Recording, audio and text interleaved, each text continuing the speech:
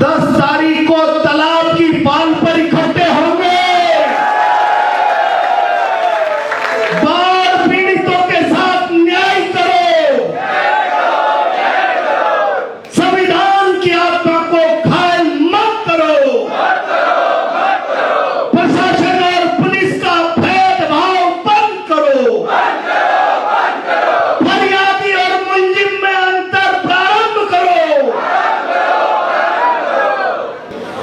Congress party मंचस्थ Congress party के शहर जिला अध्यक्ष आदरणीय त्यागी जी, मंचस्थ पार्टी के सभी सम्मानित वरिष्ठ नेतागण, सबके नाम मान लो।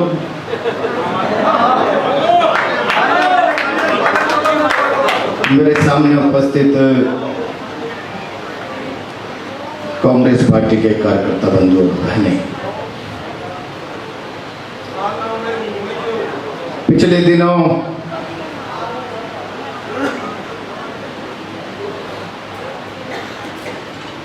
जयपुर में प्रदेश अध्यक्ष जी के नेतृत्व में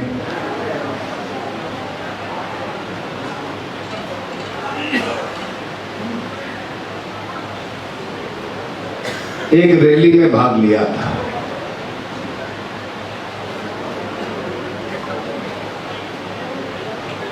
प्रदेश अध्यक्ष जी की इच्छा थी कि अब समय आ गया है जब भारतीय जनता पार्टी की दिल्ली और प्रदेश सरकार के चेहरे पे से नकाब उतारकर जनता के सामने रखना चाहिए और इसके लिए हर जिले पर तगड़ा प्रदर्शन होना चाहिए। मेरे पूर्व वक्ताओं ने जोरदार तरीके से अपनी बात रखी है। त्यागी जी ने सारे मुद्दे बहुत गंभीरता से आपके सामने रखे हैं।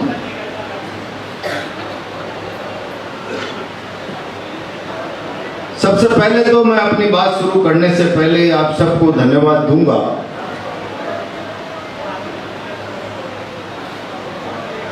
शहर जिला कांग्रेस कमेटी की इस बैठक में जिस तादाद में मैं कार्यकर्ता को यहां देख रहा हूं, मैं विश्वास के साथ कह सकता हूं कि अब प्रदेश अध्यक्ष जी की भावना के अनुरूप आपने मन बना लिया इस सरकार के चेहरे का नकाब।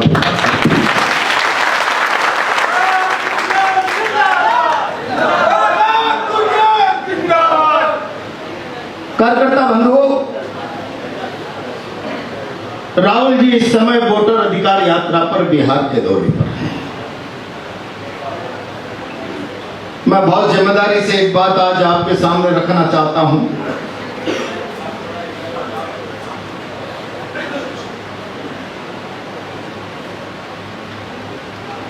राहुल जी ने एक विधानसभा के डाटा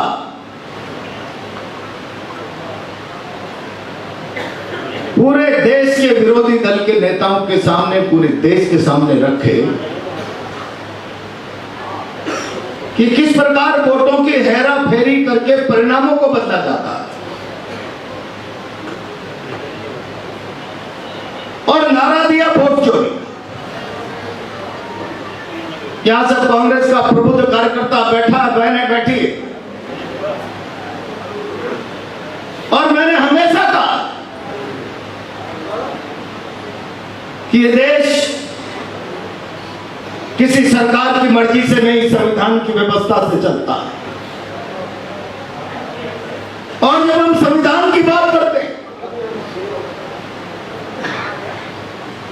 तो फिर हमें यह भी जान लेना चाहिए, भारत के संविधान की सारी शक्ति भारत की जनता में निहित है।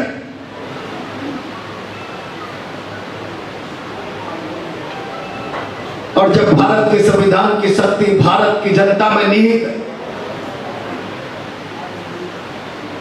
तो फिर अपनी ताकत का उपयोग किस प्रकार से जनता करे। प्रजातंत्र की इस व्यवस्था में जनता को अपने अधिकार का, अपनी ताकत का उपयोग करने का मात्र अवसर मिलता है मतदान। और मैं आज सवाल खड़ा कर रहा हूं कांग्रेस पार्टी के कार्यकर्ताओं के माध्यम से हाड़ौती की जनता के सामने, अपनी ताकत का प्रदर्शन वोट में निहित है।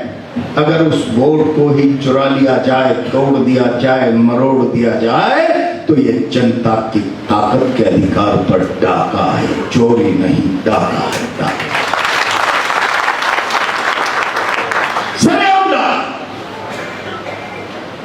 और इसीलिए पिछले लोकसभा चुनाव से लगातार कांग्रेस पार्टी ने पिछले 10 सालों के भारतीय जनता पार्टी के शासन के आचरण को लेकर लगातार कहना प्रारंभ किया था, भारत का संविधान खतरे में है।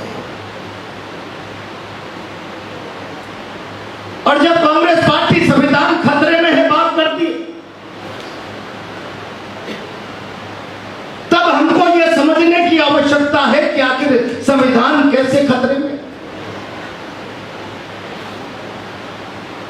हिंदुस्तान की मौजूदा शासन व्यवस्था में इस मुल्क में अगर कोई एक भी कानून प्रभावी रूप से काम कर रहा है तो वो संविधान की व्यवस्था के अनुसार काम कर रहा है, और कहीं उस कानून का दुरुपयोग होता है, उसका वायलेशन होता है, उसका भेजा इस्तेमाल होता है, तो संविधान की आत्मा घायल होती है, ये मान करके चला। और जब ये बात मैंने कही तो ये बात यहां बैठे हुए एक एक कार्यकर्ता के समझ में आ गई। आज कोटा में हालात क्या,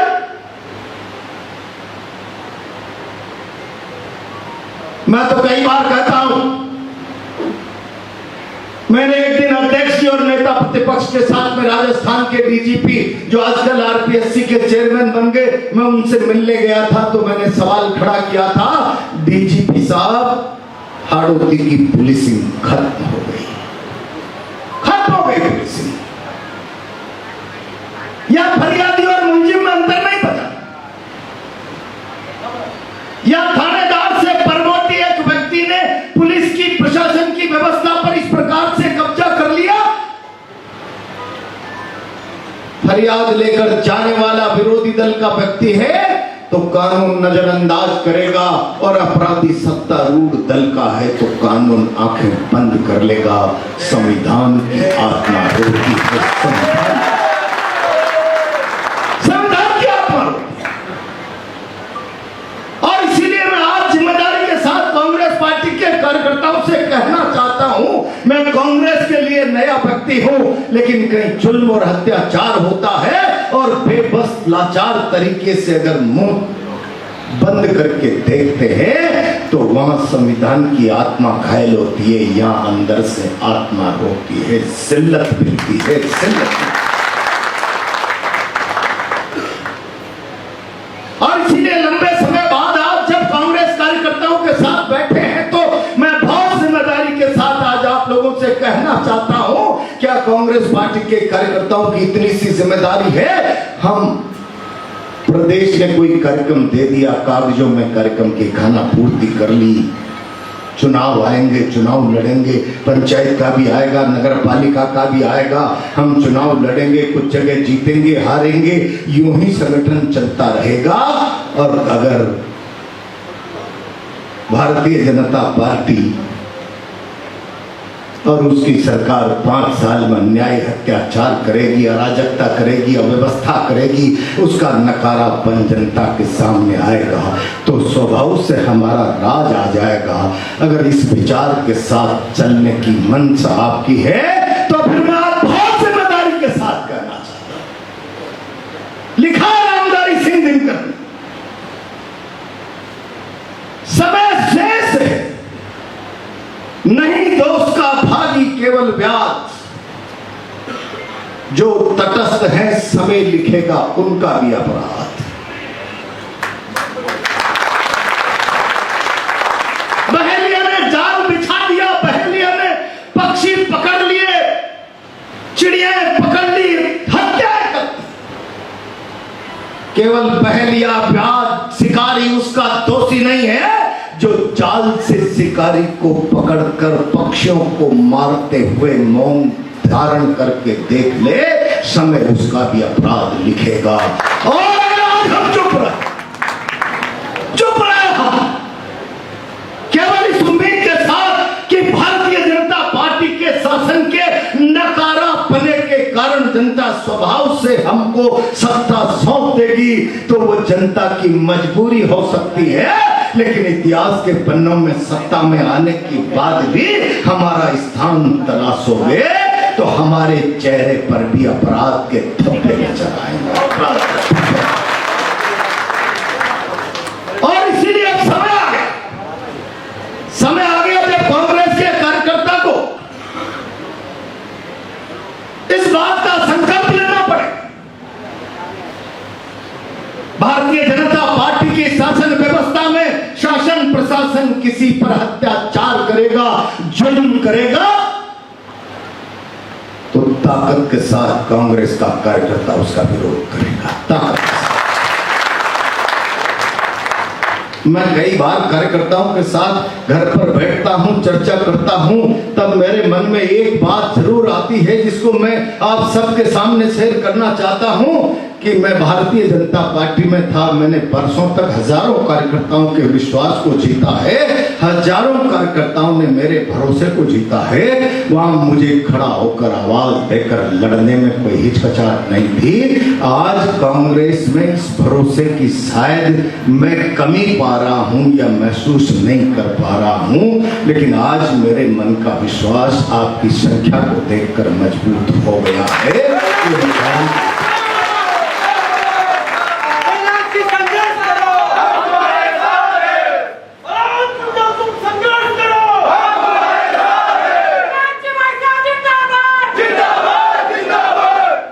भारतीय जनता पार्टी के लोग कहते संविधान बचाओ, संविधान बचाओ। मैं सवाल खड़ा करना चाहता हूं यहां मौजूद एक कार्यकर्ता के साथ। कौन नहीं जानता समाज जीवन में इस प्रकार का भय व्याप्त है, चुप रहो। अगर भारतीय जनता पार्टी के नेताओं के खिलाफ बोले तो फिर बंद कर दिए जाएंगे, धंधों पर कुठाराघात हो जाएगा, हमारे साथ अन्याय हो जाएगा, मुकदमे ला दिए जाएंगे। और मैं यहाँ के प्रशासन को कहना चाहता हूं, एक बार सड़क पर आ गए, आर पार की बात हो गई, और अगर पर्दे उठ गए तो तुम्हारी गुंडागर्दी के खिलाफ ईंट से ईंट बजाते हैं। स्थितियां क्या है? आज कोई कार्यकर्ता क्या आप जिम्मेदारी के साथ बताएं, क्या शासन में बैठे हुए किसी व्यक्ति के खिलाफ संविधान जो अभिव्यक्ति की स्वतंत्रता देता है, कोई पोस्ट कर दे तो शाम को 10 बार उसके घर पे पुलिस के चक्कर लगे?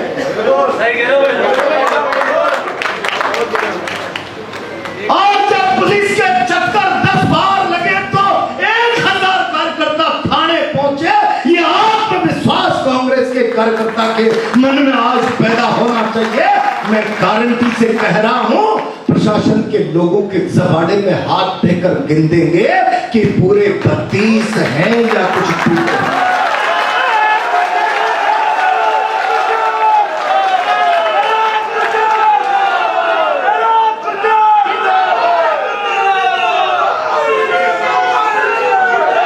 लेकिन यह आत्मविश्वास और भरोसा परस्पर एक एक नेता और कार्यकर्ता को मिलकर मन में पैदा करना पड़ेगा। और मैं आज कहना चाहता हूं, कोई कहता है किसका गुट, कोई कहता है किसका गुट, क्रांति जी तिवारी जी ने भाषण दिया, सब मिलके एक रहो। मैं कह रहा हूं, नेता गौण कांग्रेस एक, कांग्रेस एक। और अगर किसी से प्रताड़ित पीड़ित कोई होता है, कोई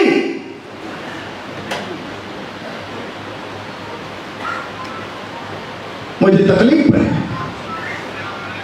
मैं बहुत जिम्मेदारी से उस पर लंबा चौड़ा भाषण और प्रकाश नहीं डालना चाहता, लेकिन राहुल गांधी जी ने जो स्लीपर सेल की बात कही है, एक घटना में तो नगद दामाद की तरह कांग्रेस के कार्यकर्ता के साथ शासन बर्ताव करे और एक घटना में विपिन बरथुनिया को जिल्लत दे। क्या आपको लगता नहीं विपिन बरथुनिया की जिल्लत कांग्रेस के एक एक कार्यकर्ता की जिल्लत है? और तब मेरे मन में जहर के घूंट उतरे थे, जहर के घूंट। मैं नकारा निकृष्ट बहुत आसानी से किसी की जिल्लत और अपमान को बर्दाश्त करके आंखें फेरने वाला राजनेता नहीं हूं। मैं बहुत अपमान के घूंट पी जाता हूं, बहुत अपमान के घूंट पी जाता हूं। क्या ये परिस्थितियां आपके सामने नहीं? कितने उदाहरण दूंगा नाम में लेके। आए दिन थानों के अंदर मदन दिलावर का पीए कोई रामगंज मंडी के कार्यकर्ता यहां बैठे हैं राजौरिया जी, अगर वो चेचट के बंद पड़े 8 लेन की रोंग साइड से जावे और गार्ड रोक दे, अभी चालू नहीं हुआ, तो वो उससे निकलने का आग्रह नहीं करता, थानेदार को निर्देश देता है और उस गार्ड को पकड़कर थाने में 50 पट्टे मारे जाते हैं। 50 पट्टे। क्या शासन की व्यवस्था का निर्माण इस राजस्थान की जनता ने इसलिए किया था कि शासन की ताकत से जनता के साथ न्याय और इंसाफ के बजाय अत्याचार की इबादत लिख दो, उसको जिल्लत और अत्याचारों से इतना पीड़ित कर दो कि वो बोलने का आत्मसात विश्वास जुटा नहीं पाए। क्या इसलिए प्रजातंत्र में सरकारें बनाते? और हमेशा मैं जब भारतीय जनता पार्टी में रहा तब भी और आज भी बहुत जिम्मेदारी से कहता हूं, प्रजातंत्र में सरकारें by the people for the people of the people, जनता की जनता के द्वारा जनता के लिए जनता के द्वारा बनाई हुई सरकारें, जनता की जनता के द्वारा जनता के लिए बनाई हुई सरकार जनता पर अत्याचार करे, तब क्या राहुल गांधी और खड़गे जी गलत कहते हैं? संविधान घायल हो रहा है, संविधान की आत्मा खतरे में है, संविधान की आत्मा को खंजर चलाया जा रहा है। क्या कानून थाने में विरोधी दल का व्यक्ति फरियाद लेकर जावे मेरे साथ अन्याय हो रहा है, और फरियादी चूंकि विरोधी दल का व्यक्ति है इसलिए कानून आंखें घुमा ले, कानून मुंह चुरा ले, और अगर अपराधी सत्तारूढ़ दल का व्यक्ति है तो कानून आंखें बंद कर दे। क्या संविधान की आत्मा आंसू नहीं टपकाती? आईपीसी सीपीसी बना दिया, भारतीय साक्ष्य अधिनियम, भारतीय बीएसएन वगैरह नहीं था, लेकिन एक एक कानून हिंदुस्तान में जो बनता है वो संविधान के परिव्यू के बाहर नहीं होता, और उस कानून का अगर नाखून बरोबर भी वायलेशन होता है तो सीधी सीधी हथौड़े की चोट संविधान की आत्मा पर लगती है। मैं एक एक कार्यकर्ता से पूछना चाहता हूं, क्या कानून और व्यवस्था न्यायिक तरीके से काम कर रही है? निष्पक्ष बिना भेदभाव के बात कर रही है? पुलिस और एडमिनिस्ट्रेशन का व्यक्ति अब पुलिस प्रशासन का नहीं, भारतीय जनता पार्टी की डिटेक्टिव एजेंसी का कार्य करता है। कौन जिम्मेदार?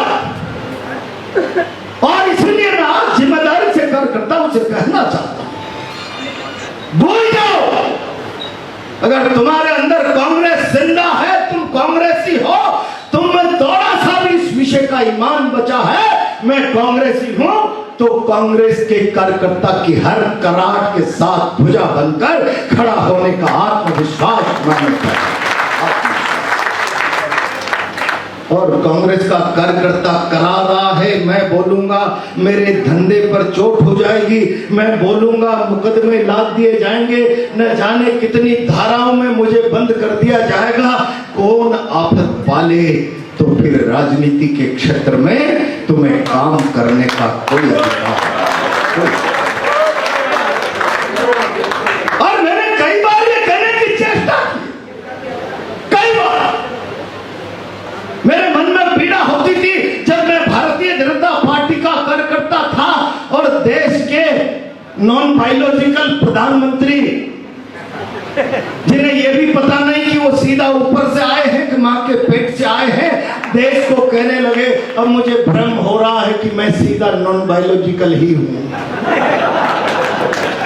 वो नॉन बायोलॉजिकल प्रधानमंत्री ये कहें क्या किया नेहरू ने, तब मैं कहता हूं कांग्रेस के कार्यकर्ताओं से, अगर एक सब इंस्पेक्टर के इशारे पर चलने वाली पुलिस के कारण तुम लोग कायराना हरकत कर रहे हो, तो फिर जिस दल का, जिस पार्टी का, जिस व्यक्ति का इंग्लैंड की महारानी का 3/4 दुनिया पर राज था, उस राज से लड़ने के लिए नेहरू गांधी चट्टान की तरह खड़े हो गए, चट्टान की तरह खड़े।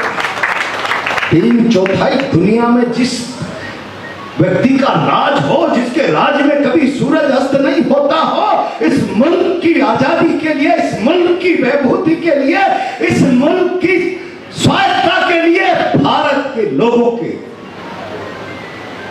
स्वतंत्रता के अधिकार को सुरक्षित करने के लिए चट्टान की तरह खड़े हो गए। और क्या किया नेहरू ने? भारत के प्रधानमंत्री जी, मुझे याद है, जरा आप इतिहास पढ़ो, आपको तो शायद झूठ बोलना ही इतिहास नजर आता है।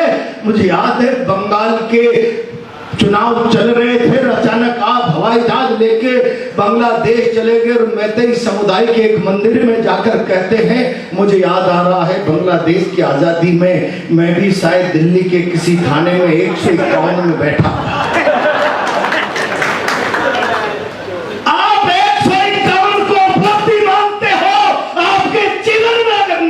होती तो 9.25 साल दुनिया की ताकतवर सरकार की जेल में रहने वाले नेहरू के खिलाफ एक शब्द निकालने की आपकी हिम्मत नहीं, एक हिम्मत नहीं। और इसलिए कार्यकर्ता बंधुओं में कहना चाहता हूं, मैं तो बहुत छोटा सा अदना सा कार्यकर्ता हूं। हमारी पार्टी के शीर्ष नेता राहुल गांधी जी ने कह दिया गुजरात में जाकर, मैं स्लीपर सेलों से परेशान, ये कांग्रेस के लिए चुनौती, हम भूल जाओ उनको, कांग्रेस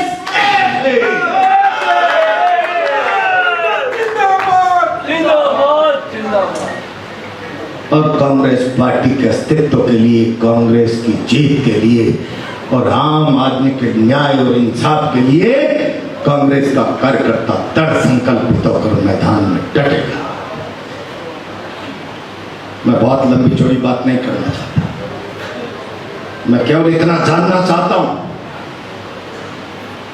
एक थानेदार की सरप्रस्तिति में हो रहे अत्याचारों के सामने घुटने टेकने वाला कार्यकर्ता नेहरू गांधी की कांग्रेस का कार्यकर्ता कहलाने लायक है? नहीं है। और नहीं है तो फिर हुंकार भरो और मन में प्रचंड संकल्प धारण करो, मर जाएंगे, मिट जाएंगे, कार्यकर्ता की आवाज को, न केवल कार्यकर्ता की, जनता की आवाज को बंद नहीं होने देंगे, बंद नहीं होने।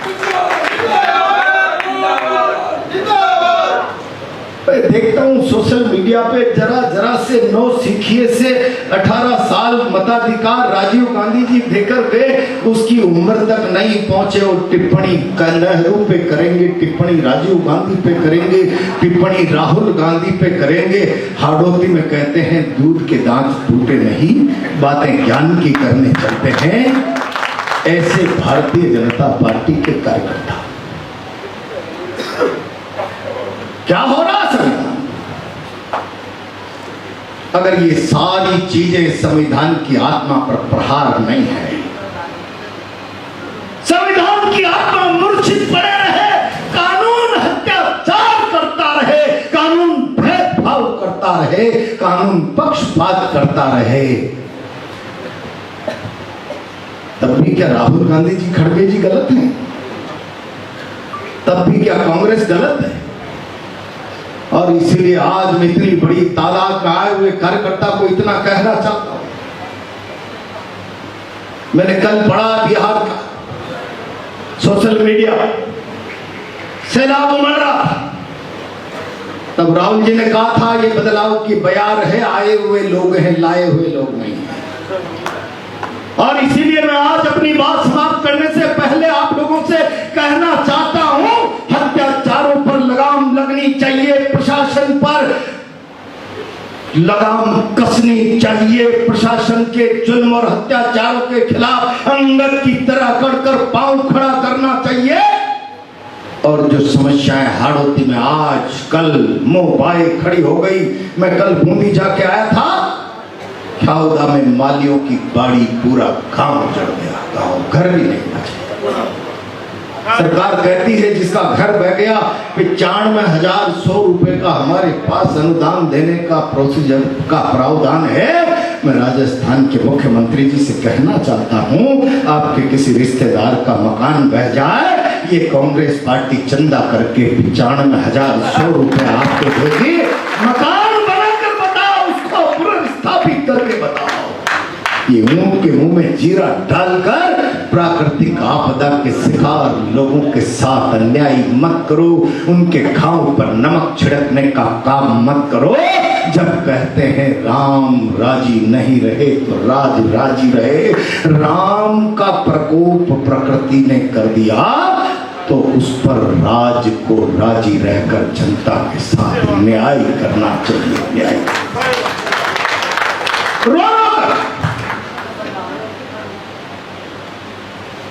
कुछ फटकर के पैरों पर भागकर जान बचा ली, घर में 4 बकरी थी, पता नहीं बह गई, कहां जिंदा है कहां मर गई। कोई कहता मेरी 2 भैंस थी 2 गाय थी। और भानु जी ने भी मुझे कुछ घरों के फोटो दिखाए हैं, तबाह हो गए लोग, तबाह हो गए।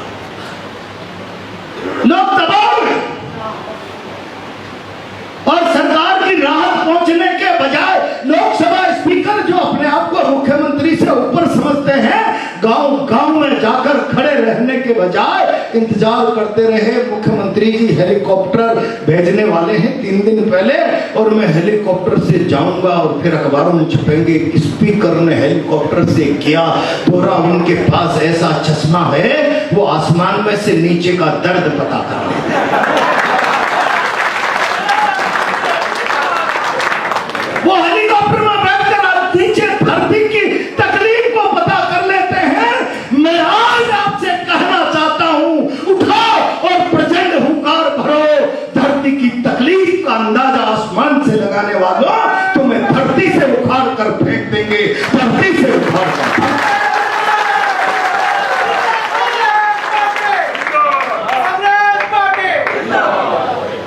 और इसी कार्यकर्ता बंधुओं, ये तारीख की घोषणा की जिम्मेदारी मैंने अध्यक्ष जी से मैंने खुद ने ली, छीनी है मैंने, छीनी है। बोलो संघर्ष के लिए तैयार? 400 लोग खड़े हैं, 300-400 लोग। भानु जी आए बाहर, और ये बाहर ही खड़े हो गए कि अभी मीटिंग तो चालू हुई नहीं, सब यहीं तो खड़े हैं। बाहर तक अगर मेरी आवाज जा रही है तो एक एक कार्यकर्ता इस बात का प्रचंड संकल्प लेकर जाए, आज जो तारीख की घोषणा हो रही है, अपने साथ 20 लोगों को लेकर आएगा और प्रदर्शन कलेक्ट्री पर करके इस सरकार की नींद उड़ाएगा। तैयार हो इसके लिए? तो फिर मैं अध्यक्ष जी की सहमति से, इस मंच की सहमति से तारीख की घोषणा कर दूं। 10 तारीख को तालाब की पाल पर इकट्ठे होंगे। बाढ़ पीड़ितों के साथ न्याय करो, संविधान की आत्मा को घायल मत करो, प्रशासन और पुलिस का भेदभाव बंद करो, फरियादी और मुलजिम में अंतर प्रारंभ करो। इन सारी चीजों को लेकर कल इतिहास हमको अपराधी और गुनाहगार न कहे, इसके लिए 10 तारीख को सरकार की नींद उड़ा देंगे। तालाब की पाल से कलेक्ट्री चलेंगे, अगला सिरा नया पूरा पिछला तालाब की पाल पर रहना चाहिए। तैयार हो इसके लिए? प्रातः 10:30 11 बजे